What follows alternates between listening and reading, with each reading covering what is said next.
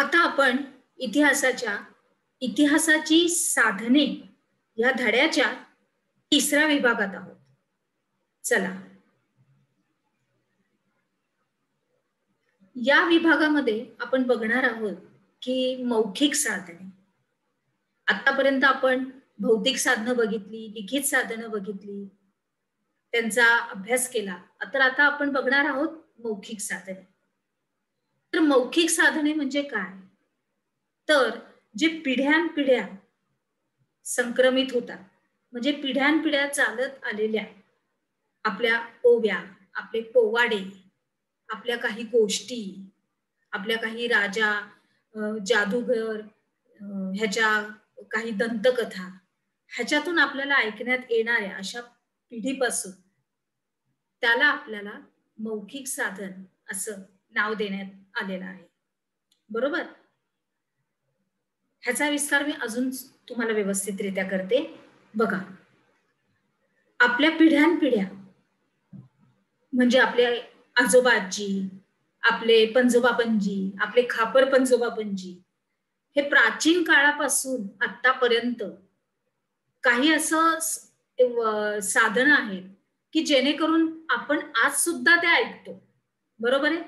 उदाहरणार्थ शिवाजी महाराजांचा पोवाडा, तो आजही आपण अगदी अत्यंत आनंदाने ऐकतो. हा कसा आहे? हा पिढ्यानपिढ्या चालत आलेला आहे. ही पोवाडा हा इतिहासातच झालेला आहे शिवाजी महाराजांच्या काळामध्ये. तेव्हाच त्यांचं वर्णन करण्यासाठी किंवा एखादी मोहीम करण्यासाठी जो काही शिवाजी महाराजांनी काही केले होती कामगिरी, तर ते काव्य स्वरूपामध्ये आपल्या सर्वसामान्य लोकांना सांगायचे. आता सगळी माणसं तर ती कामगिरी बघायला जायची नाही, तर त्यांच्याबरोबर काही सैनिक असायचे, सगळे अधिकारी असायचे. तर ते लोक जेव्हा मोहीम जिंकून यायचे, ती गोष्ट सगळ्या सर्वसामान्यांना सांगायचे. तर त्याच्यामध्ये काही काव्य करणारे लोक पण असायचे, कवी. आणि विशेषतः हे पोवाडा जो बनवतात त्या व्यक्तीला शाहीर असं म्हणतात. म्हणजे ते वर्णन व्यवस्थित लिहिण्यासाठी ह्या शाहिराचीच मदत घेतली जाते. तोच तो पोवाडा व्यवस्थितरित्या आपल्या समोर साजरा करू शकतो.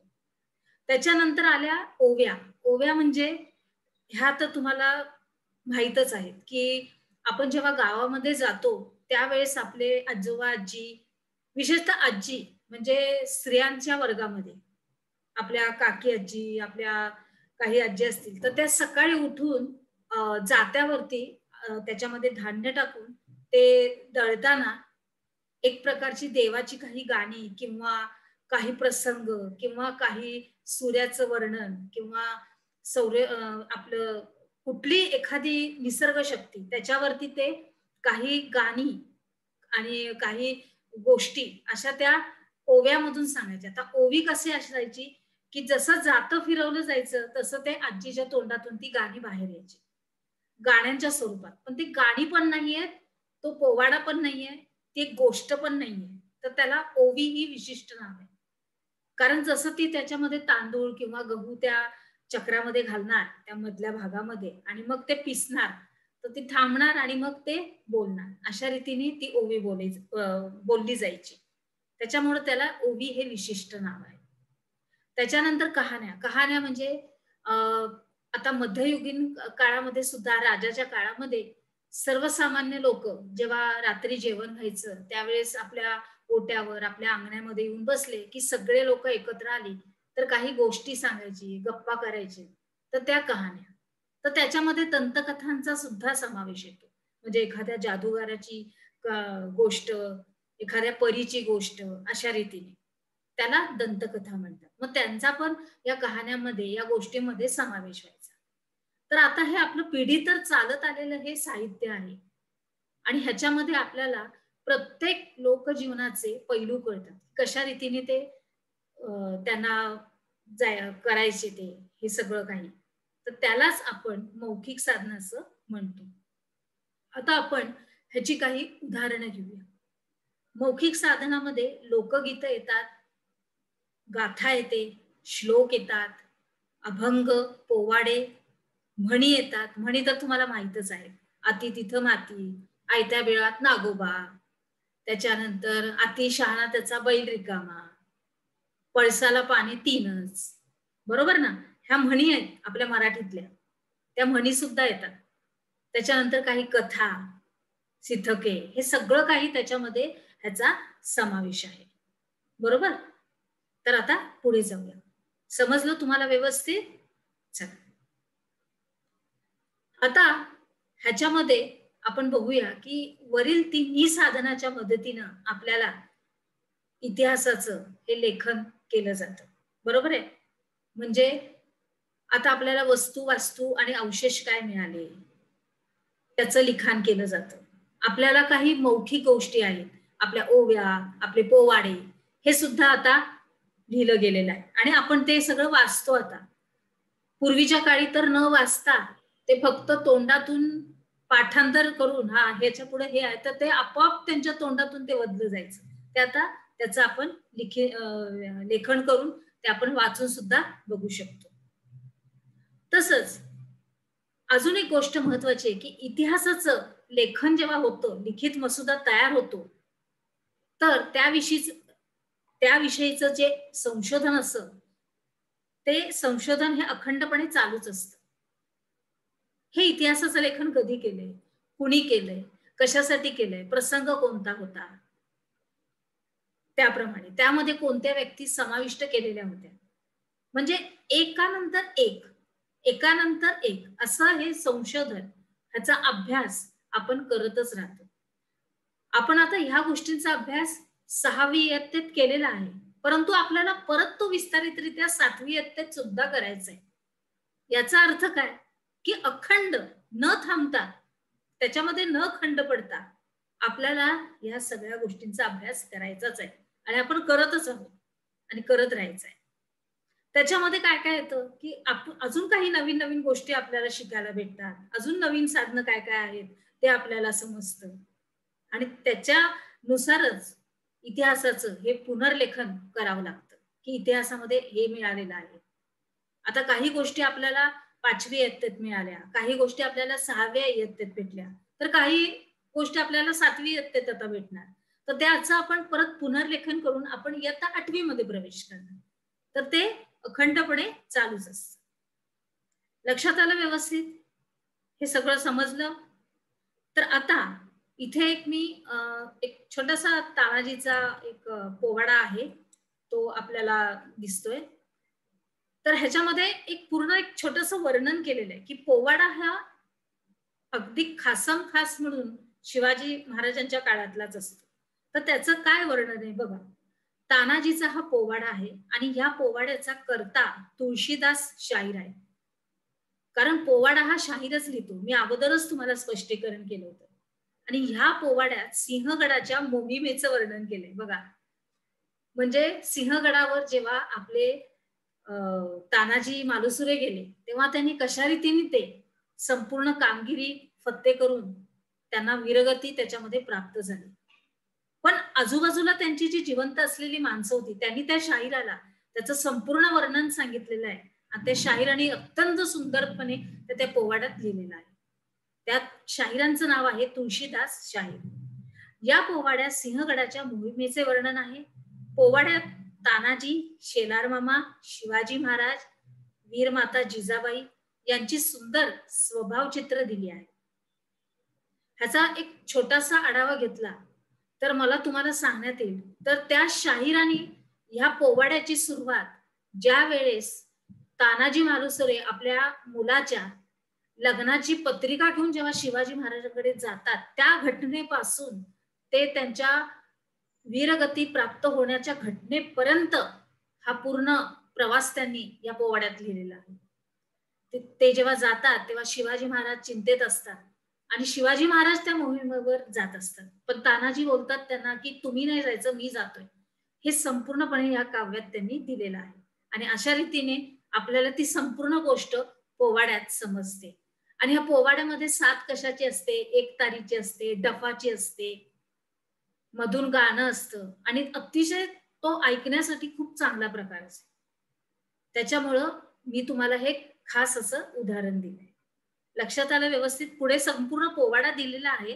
ती गोष्ट तर तुम्हाला माहीतच आहे. मी सुरुवात करून दिली. तुम्ही नंतर आरामशीरपणे वाचू शकता. चला तर आता आपण पुढे जाऊया. त्याच्यानंतर आपण बघणार आहोत भौतिक साधने, लिखित साधने आणि मौखिक साधने. आपण ही तिन्ही पण साधनं बघितली. पण ह्यांचं एक मूल्यमापन पण आहे, की खरोखरच ही साधनं वापरण्यापूर्वी काही काळजी घेणं आवश्यक आहे. तर ती काळजी काय घ्यायची आहे, ती आपण आता बघूया. सगळ्यात प्रथम म्हणजे त्याचं विश्वसनीयता. म्हणजे जी काही लिखाण झालेलं आहे, ते हे महत्वाचं म्हणजे विश्वसनीय म्हणजे ते विश्वासास पात्र आहे का? ते खरं आहे का? हे पडताळून बघणं महत्वाचं आहे. खरोखरच ही घटना घडली आहे का? का नाही घडलेली? का खोटं लिहिलेलं आहे? ह्याचा पडताळा बघून बघायचंय. म्हणजे मूल्यमापन. त्याच्यानंतर ह्या इतिहासामध्ये या विशिष्ट कोणत्याही घटनेबद्दल काही लिहिलं असेल, त्या विश्वासाबरोबर जी कागदपत्र त्यांनी दिलेली आहेत किंवा कागदपत्रावर जे अ, समोर केलेली आहेत, एक पूर्ण ग्रंथ बनवून दिलेला आहे किंवा काही साधनं दिली तर ती खोटी आहेत, बनावट केलेली आहेत, ते पण तपासावं लागतं. त्याच्यानंतर त्याचा अंतर्गत प्रमाणिके पूर्ण वाचून ते खरोखर आहे की नाही त्याचा एक दर्जा, त्याची श्रेणी ठरवली जाते संपूर्णपणे. तो श्रेणीस योग्य आहे का, पात्र आहे का, हे सुद्धा आपल्याला बघावं लागतं. त्याच्यानंतर ह्याच्यानंतर अतिशय महत्वाचं म्हणजे जे कोणी त्यांनी लिहिलेलं आहे, तो जो व्यक्ती आहे, जो लेखक आहे, त्याचा खरे-खोटेपणा आपल्याला बघावा लागेल. किंवा त्यांनी ही घटना कुठल्या घटनाशी संबंधित अशी लिहिलेली आहे.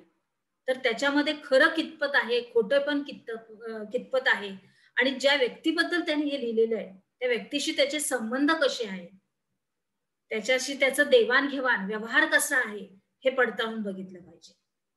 त्याच्यानंतर जी लिहिणारी व्यक्ती आहे, त्याच्यावरती तो काळ कोणता आहे, हे बघून त्याच्यावरती काही राजकीय दबाव किंवा कुणी दबावाच्या खाली तर त्याला ते लिहायला लावलेलं नाही लेखन किंवा काही जबरदस्ती करून ते लेखन वाईट काही घटना घडल्यात किंवा चांगल्या घटना घडल्यात तर ह्याच्यामध्ये काही त्याला दबाव दिलेला आहे का, जबरदस्ती केलेली आहे का, या सगळ्या गोष्टींचा पडताळा करणं अत्यंत महत्वाचं आहे.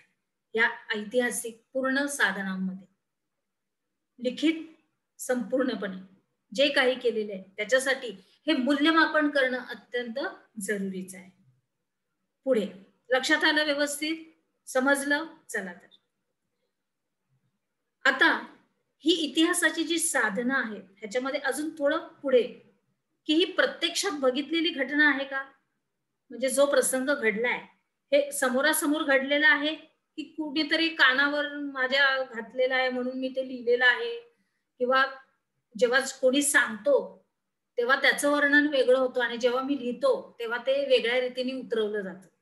ह्याच्यामध्ये काय फरक आहे ह्याची संपूर्ण पडताळणी करावी लागते. त्याच्यानंतर लेखनातली भाषा जी असते ती कशा पद्धतीने लिहिलेली आहे. एखाद्या काही वर्णन केलं असेल तर त्याच्यामध्ये भाषेचा वापर अलंकारिकरित्या कशा रीतीने केलेला आहे किंवा प्रतिमा सपोज लेख एकाचा घातलाय आणि प्रतिमा दुसऱ्याचीच घातली आहे असं तर नाही ना झालेलं. ते पडताळून बघणं अत्यंत महत्वाचं आहे. म्हणजे एकाचा आपण बोलतो तस्वीर कोणाची आहे, ज्याला वीरगती प्राप्त झालेली आहे त्याचीच प्रतिमा आहे ना, मग त्याच्यासाठी काय लिहिलं गेलेलं आहे, त्याच्यासाठी काय भाषा वापरली गेलेली आहे, अतिशयोक्ती तर केलेली नाही. म्हणजे कुठल्या गोष्टीत लेखनामध्ये काही जास्त तर नाही लिहिलेलं, जे कमी घडलेलं आहे पण ते जास्त स्वरूपात लिहिलं गेलंय किंवा जास्त झालेले आहे ते कमी स्वरूपात लिहिलेलं आहे असं तर नाही ना झालेलं.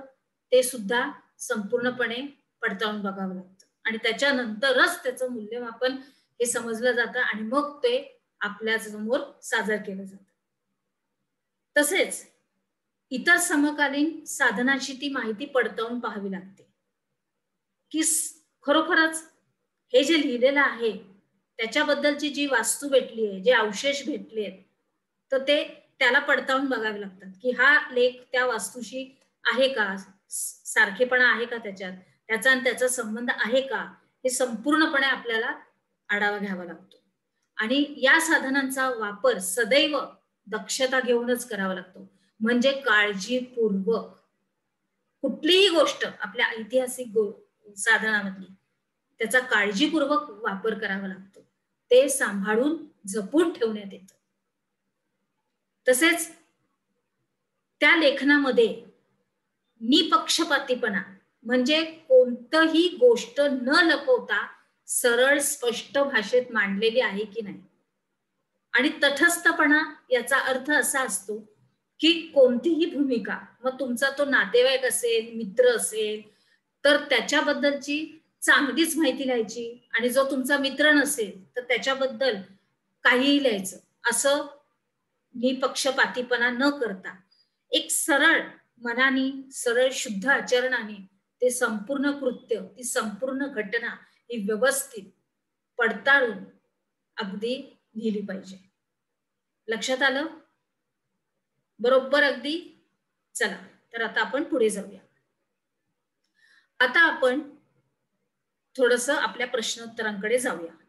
आता ह्या सगळ्या समजुतीनंतर, ह्या संपूर्ण विस्तारानंतर आपण एक संपूर्णपणे ह्या प्रश्नांच्या द्वारे एक आढावा कसा होतोय बघा, की मौखिक साधनांची उदाहरणं तुम्हाला लिहायची आहे.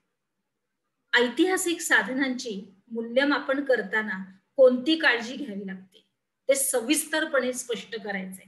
म्हणजे लिहायचंय की काय काय काळजी घ्यावी लागते, काय दक्षता पाळावी लागते. संपूर्णपणे तुम्हाला इत्थंभूतपणे लिहावं लागणार आहे. आणि आता आपण आपल्या पुढील विभागात जाऊया. चला तर मग. चला.